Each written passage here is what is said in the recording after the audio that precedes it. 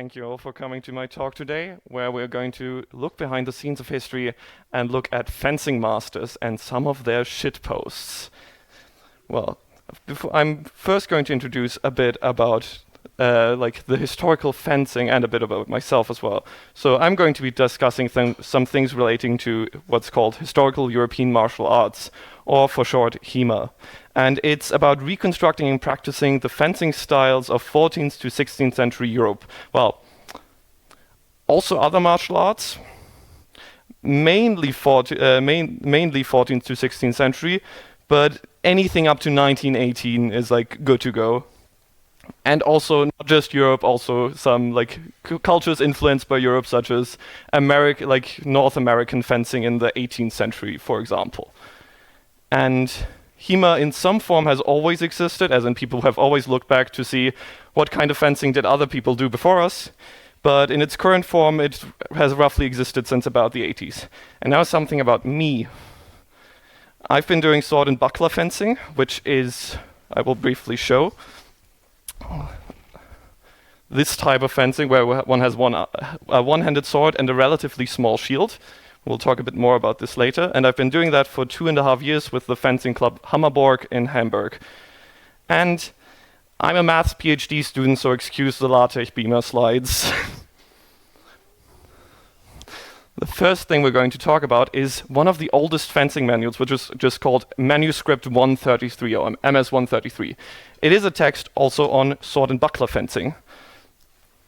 It was written around the 1320s, so roughly 700 years ago, and it is the oldest surviving fencing manual.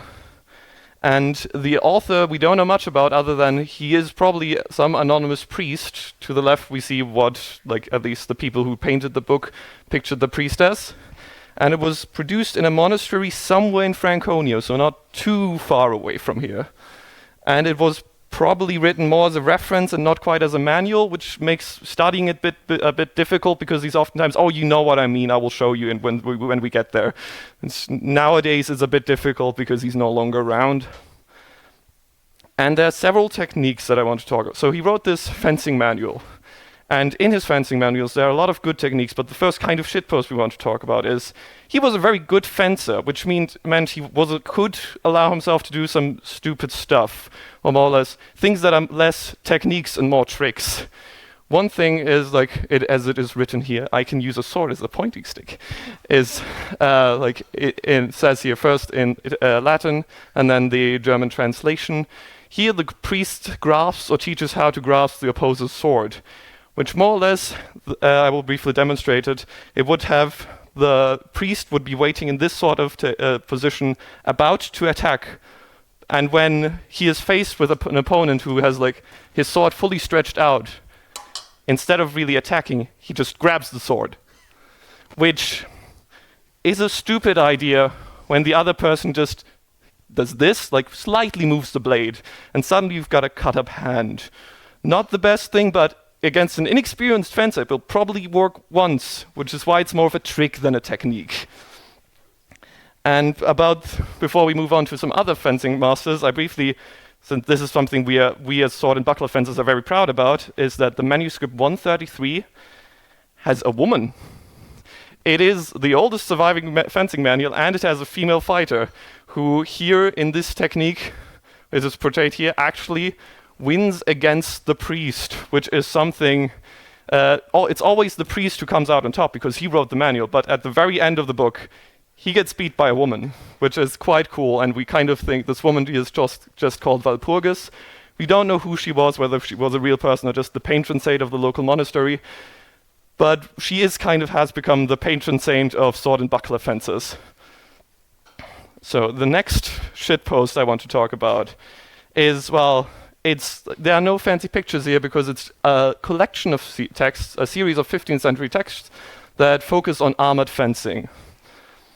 And there are currently 5 known versions of this text, and they have been roughly written, they come from around the 1430s, so we're 100 years further back now, closer towards the present. And also has an anonymous author. We don't know very little about it, but it has this, which probably became the following piece, which became the biggest meme in the world of fencing or historical fencing, namely the pommel throw, where I will briefly demonstrate this. Is in here it would be with a long sword, but I'm using this with a slightly different sword.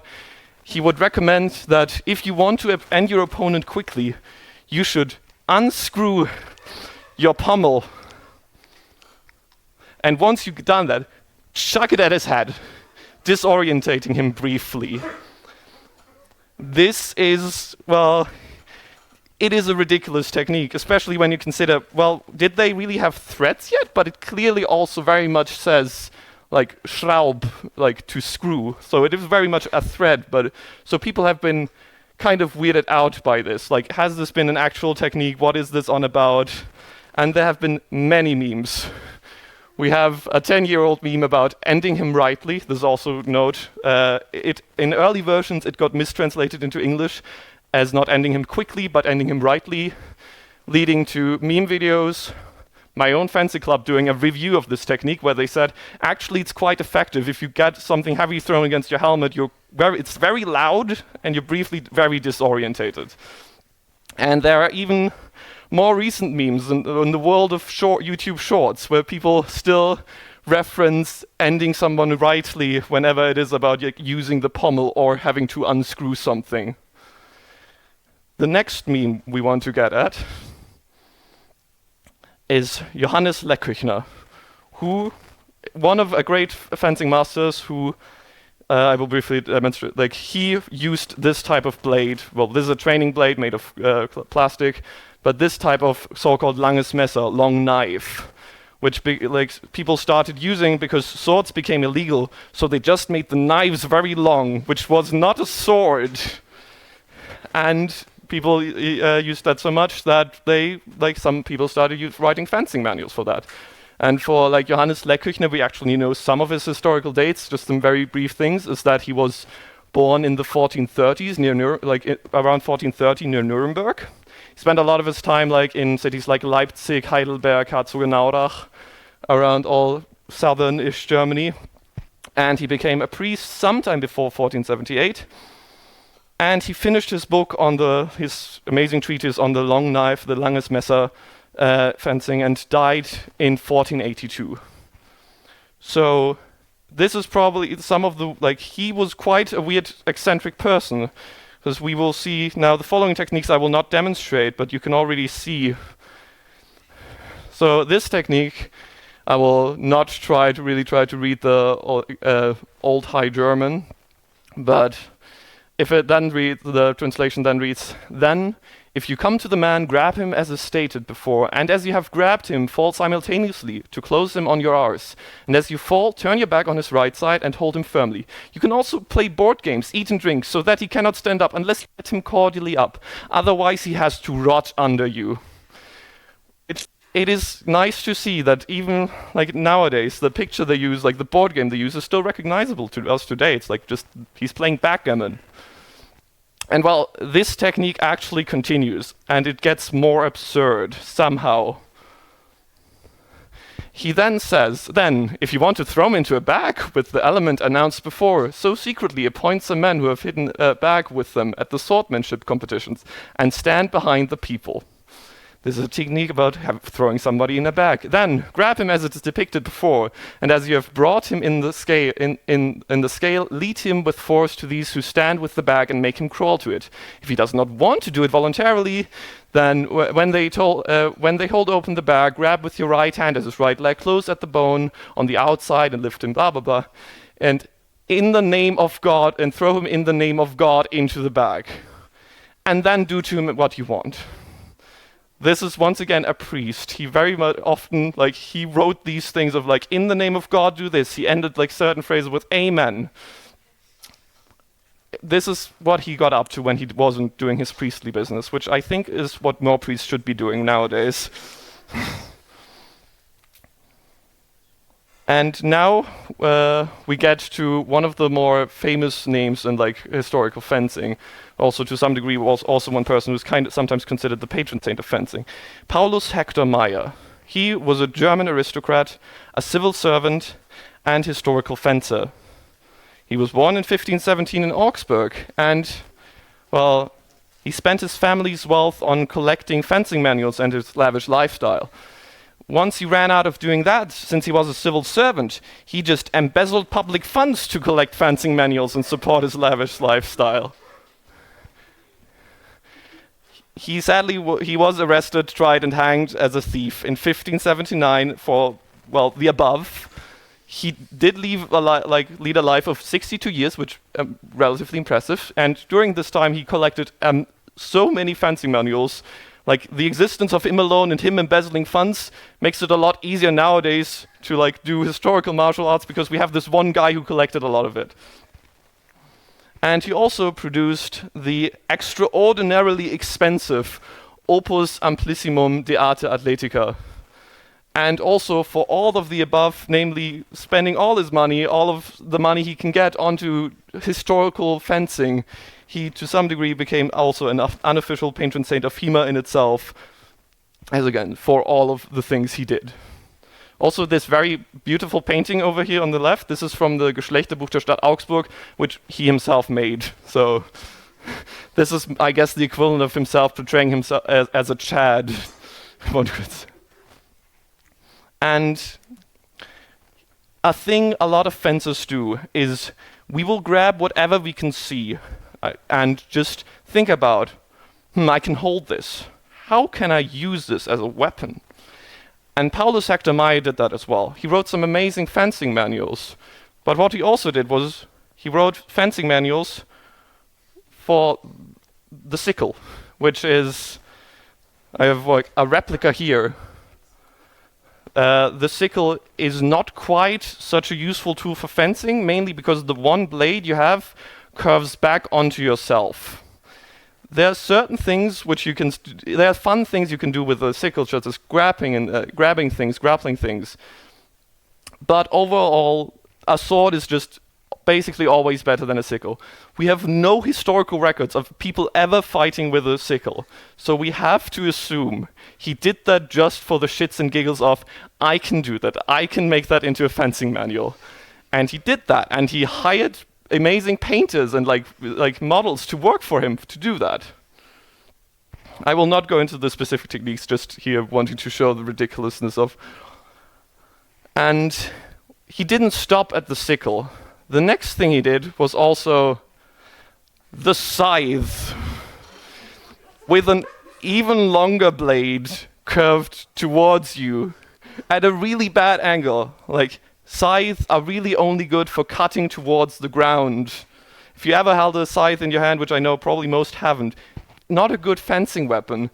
But he saw it has a blade. I can fence with this. So once again, he hired models, painters, with all the money he had and didn't have, and produced these beautiful works. And I'm once again realizing my talks are I'm not the best at planning, but anyway, have I piqued your interest? If yes, all these scans, all these things that you could I showed you, all of them are, almost all of them, the things I showed you, are available online on the website known as Victonauer, which is the Wikipedia for historical fencers. And also, if you're in a city in Germany, there's probably a HEMA group near you.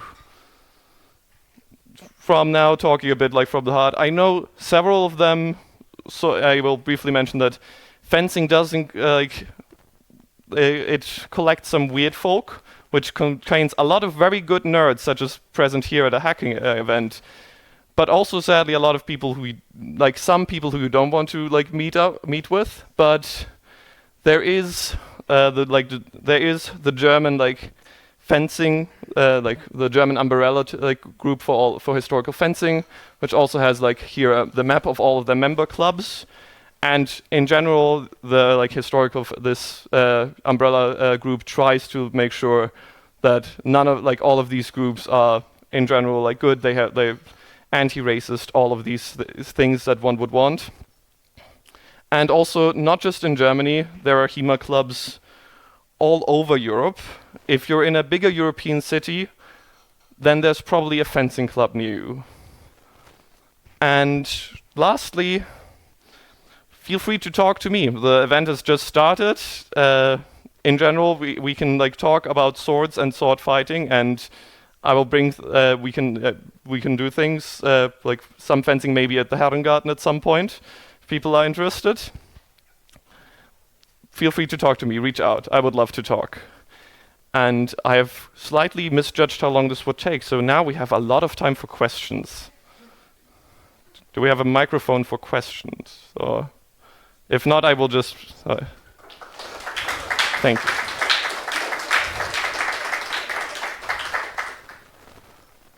If we don't, I can also just say the questions out loud again.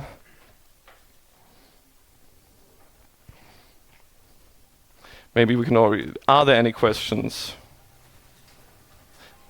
Yes. What does HEMA stand for? Okay. The question was, what does HEMA stand for? And historical European martial arts. I like showed it very briefly at the beginning, and again, it's martial arts, not just fencing. So, as you kind of saw already earlier as well, with people like Lecküchner, who were going wrong direction. With people like Lecküchner, okay, this is technically more wrestling. This is very specific wrestling. Okay, this is more wrestling. This is how you pin down somebody. Throwing somebody into a bag is probably not classical wrestling, but this is a wrestling technique. So this also falls under the like umbrella term of historical European martial arts.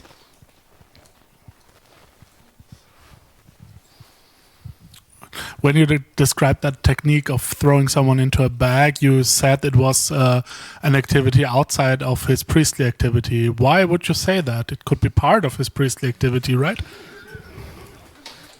I mean, he was like at that point, as if I'm fully aware of his biography, he was like working as like a Landpfarrer, so like probably somewhere in the countryside looking over people. Like, okay, this ain't in the Bible. I think. Not in the New Testament. Not in the New Testament at the very least. Somebody get somebody to read the Bible. Maybe he was just bored as I like Landpfarrer. No, he was converting. Yeah, he probably to some degree was bored. Okay. And any other questions? We can chat more later on then. This is fencing manuals that are from before HEMA. You said it started like in 13 and something. Like, there's something even from Roman times or so about fencing? So before then, we don't have like written manuals. What we do have, and what I, for example, also do in my like fencing club, which technically is not HEMA, is like I'm doing also Viking dueling, but this falls more in the category of like combat archaeology, because we are making more guesses, educated guesses of what we are doing. We can't follow a manual and really say, okay, we're reconstructing this. There is one thing which is kind of like a wrestling manual from I think the first or 0th century from Greece.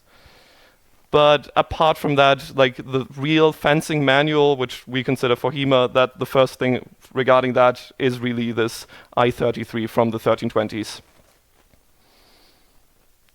Any other questions? If there are no further questions, any other discussions we can do at the bar outside at any other place for the next 2 days. Thank you all for being here, and I hope you enjoyed it.